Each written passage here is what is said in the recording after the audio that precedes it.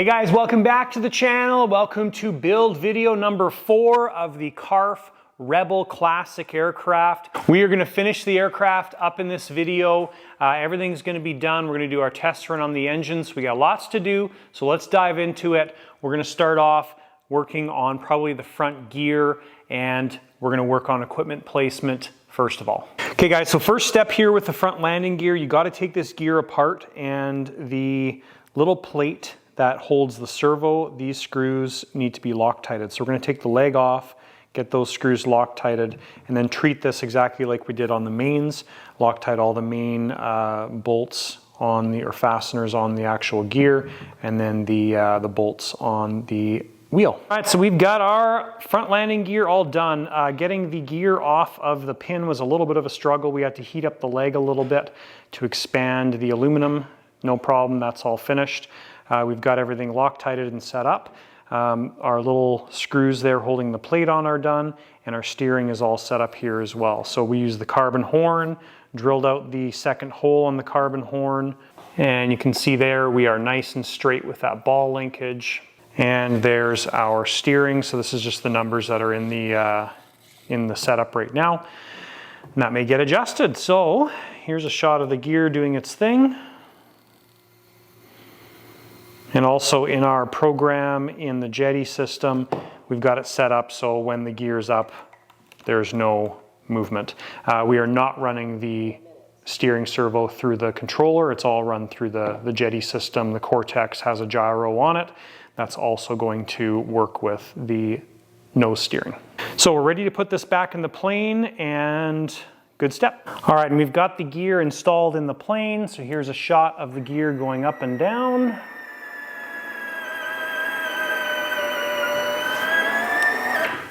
And coming back down.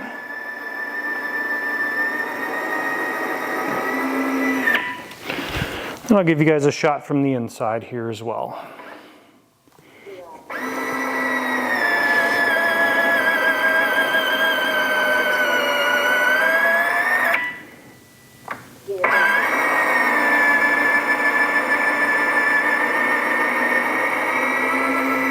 All right, so just kind of sorting out the M-speed sensor here. We got the pitot tube installed in the front of the aircraft. Now we will be painting this with a little bit of green paint, as well as the hatch latch there.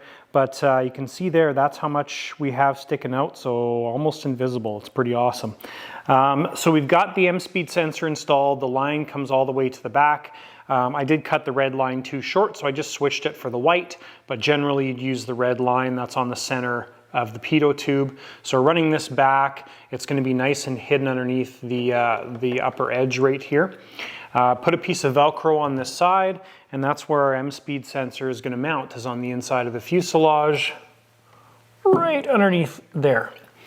So now with the way this is set up here, we've only got one EXT port on our Rex 12, so we need to use an expander. So we're going to have an expander up on that piece of Velcro. M-speed sensor is going to plug into the expander, and our turbine telemetry is going to plug into our expander as well. So we have a 4-channel expander. That's just what we had in the shop here, which is why we're using it. And that is how we're setting up the M-speed sensor. So what I did here is I just drilled 2 little holes through these formers, and that's where we're running the air tubing, and just going to finish tacking that up in place. All right guys, so we're just slowly going through the equipment installation here. I'm just going to show you piece by piece. So we've got our line run, just CA'd the air line for the pitot tube in place. Got the Zykoi data relay module mounted to the side of the fuselage. One thing I make sure I do if I'm going to use Velcro once I've painted the fuselage is you can kind of see it around the outside there, but I just take a scraper and scrape off all the paint.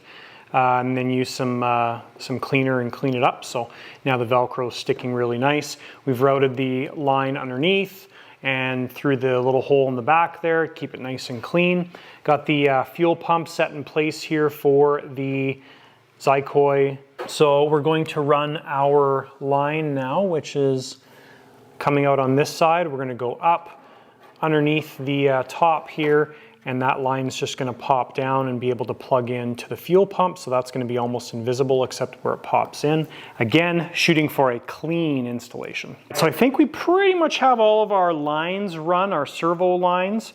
Next thing I'm working on is the power system. So as we've talked about previously, we're going to have one large 2-cell LiPo battery in the front, and that's going to be powering everything on the aircraft. So we've got our main battery plug sitting right there. It's going to come back to this section, and right now I'm just kind of laying things out here. So we've got to go to the main receiver in the MPX connector, the gear system, and the turbine right there. So we're going to have one large line come to about this point right here, and then it's going to split off to its 3 separate devices. So I'm just getting that wiring harness done up and planning it all out right now, and that'll be the next thing we install. All right, so main wiring harness is done up here. As discussed, we've got our ends all finished up. So looks good, happy with that. Let's get this thing installed. So we got our power cable all run, so it's kind of just flopping around in the front. I mean, the battery is going to be there somewhere, but obviously with this location, the battery can go anywhere and it's going to be able to connect to that. We've got the power cable run up underneath. So that's kind of the goal for all of this. Don't mind the stuff in the center, but you kind of can't really see the servo lines coming from the front. The power line's very well hidden. That's what we're looking for. So we've got our other leads hanging down here. So our receiver lead, our gear lead, our turbine lead's already plugged in. So we're getting ready to install the tray. So what we need to do with the tray now is we need to get all of our intermittent, I would call them, lines run. So our gear line, our brake line, our Cortex lines, all of that stuff needs to be run first, and then we can put this in the plane and start to get things connected. So what that means too is we haven't plugged in or set up our Cortex yet, so we're going to need to do that. So I'm going to work on getting this stuff set up, and then we will work on getting this installed in the plane. So a little running change here. We ended up moving the ECU right underneath this area, or the data relay module. Didn't realize that you could, with these ones on the screen, you could plug in a separate ground support unit to be able to play with them. So I set up a Y cable on the GSU port. One end of the Y cable goes to the Zykoy telemetry. The other end of the Y cable is glued right underneath here. So if we want to plug in an external relay module thing, ground support unit, it just plugs right in to the servo lead right there. So now nothing in this area basically at all.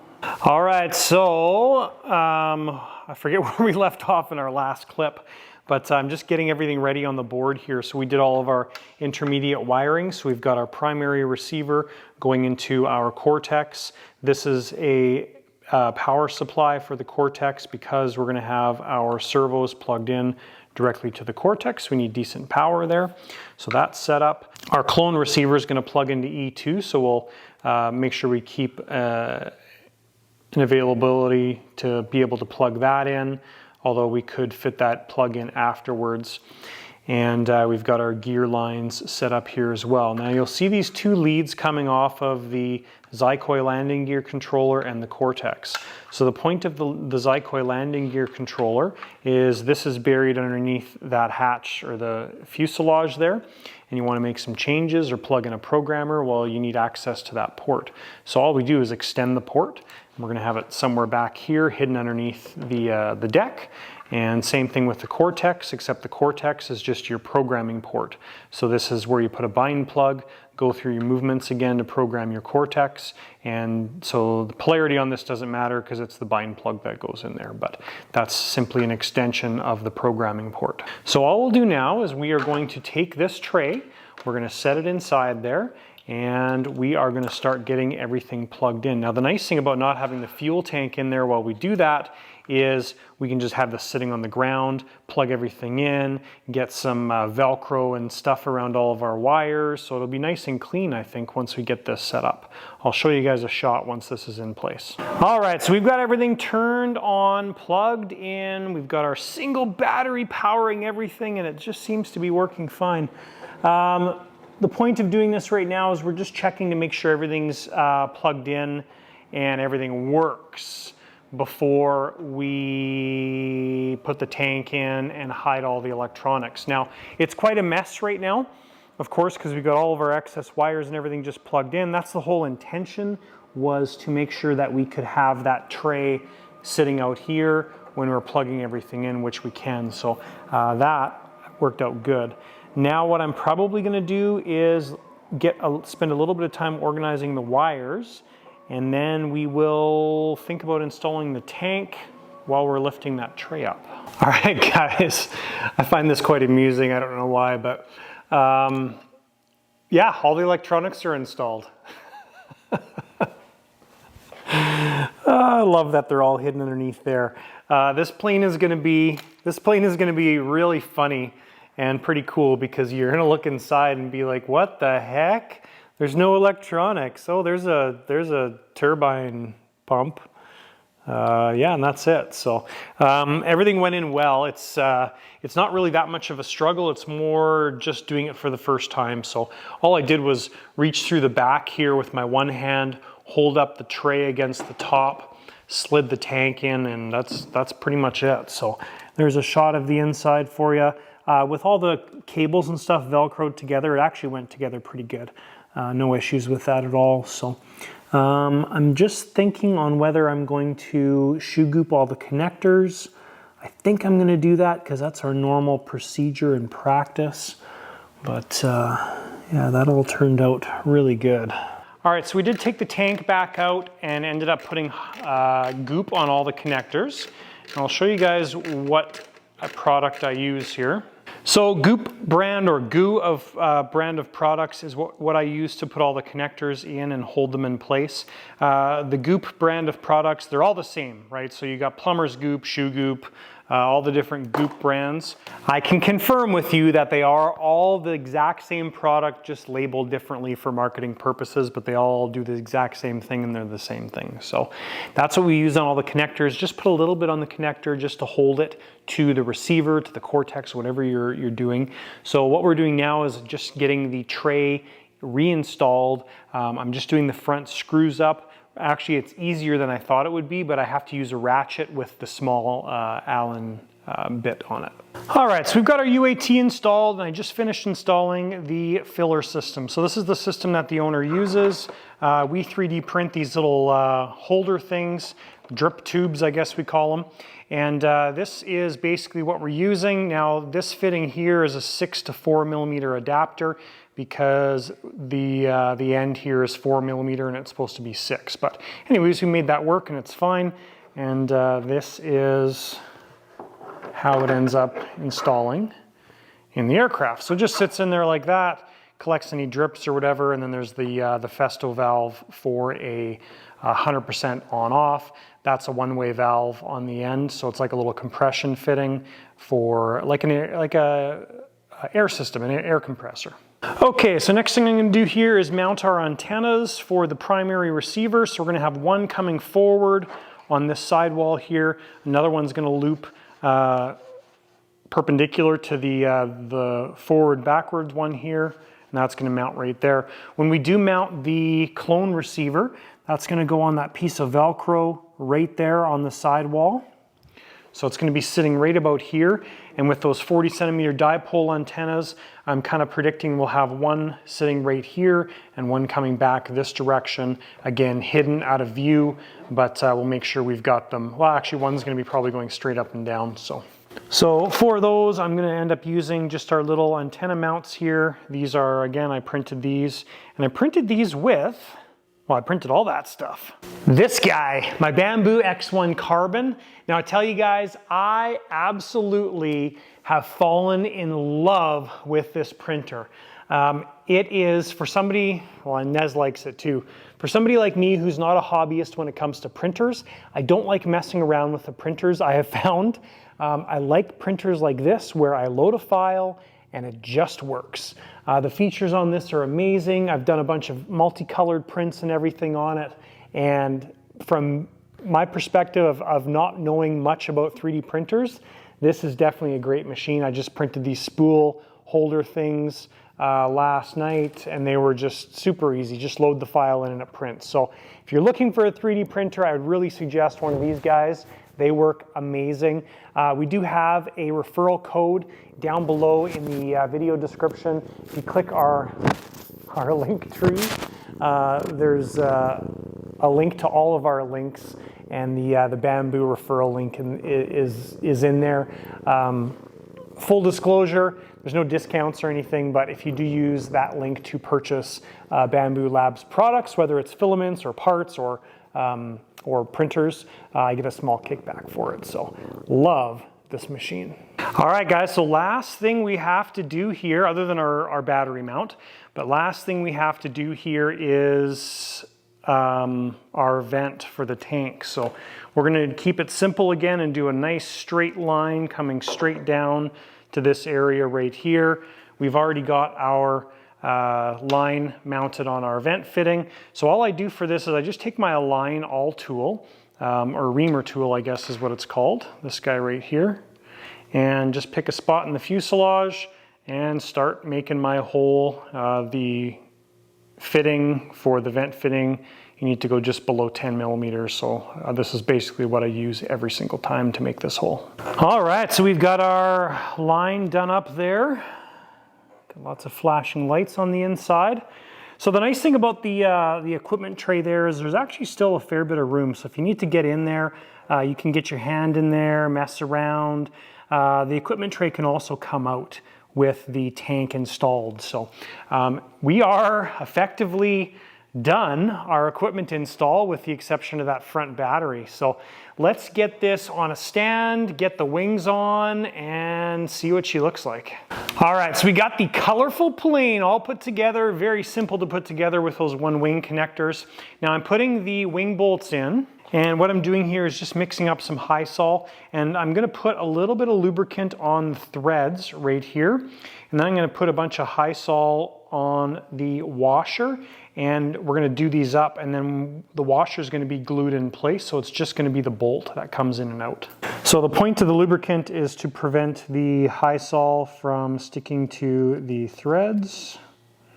So we'll just put it around the base there. And then we'll put a little bit on the washer. Like that. And then now we'll screw that into the fuselage. It's going to be hard to see in this lighting, but we painted the latch green. We painted the little tip of the pitot tube green there as well. So it is completely encased, I guess. And we are ready to drop the gear and probably do a fill and test run on this plane. All right, guys, so first gear movement all together here. Oh, look at that. It's always good when they work. And we'll just do a gear up cycle.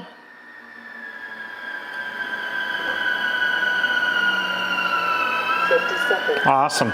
All right, so obviously the plane is very light on the nose right now. You can kind of tell. We've got a very small battery in the nose, and that's contributing to the reason why it's doing that, and also the tank, the UAT is not full. So next thing we're gonna do is we're gonna fill up the map tank there, the UAT, and actually we're gonna fill up the fuel system and figure out how much fuel goes in this thing. Primarily, number one, just to have that measurement. Then we're going to do a test run because it's starting to get late. And then we will start working on CG. All right, guys, so we got the tank all full, the UAT's all full, and the tank itself, I did reset the UAT once I filled it up. And the tank capacity is exactly 3.5 liters. So we're going to do a test run on this, this aircraft. Let's make some noise.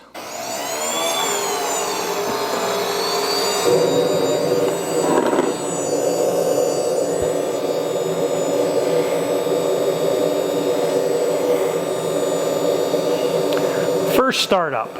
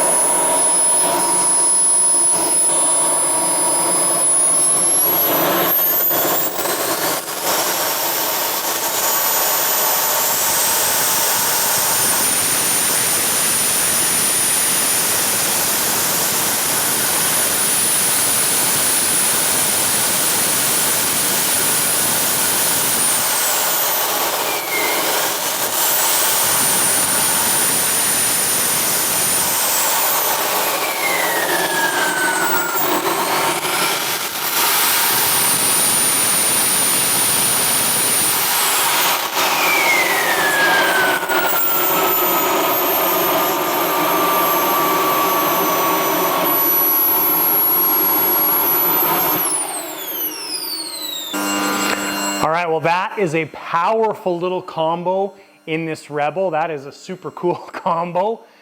Very nice.